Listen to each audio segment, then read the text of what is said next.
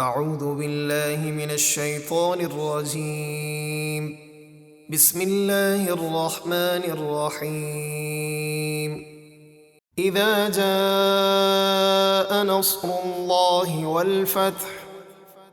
اے حبیب، جب اللہ کی مدد اور فتح آئے اور مکہ فتح ہو جائے، وَرَأَيْتَ النَّاسَ يَدْخُلُونَ فِي دِينِ اللَّهِ أَفْوَاجًا، اور آپ لوگوں کو دیکھیں کہ وہ اللہ کے دین میں فوج در فوج داخل ہو رہے ہیں، فَسَبِّحْ بِحَمْدِ رَبِّكَ وَاسْتَغْفِرْهُ إِنَّهُ كَانَ تَوَّابًا۔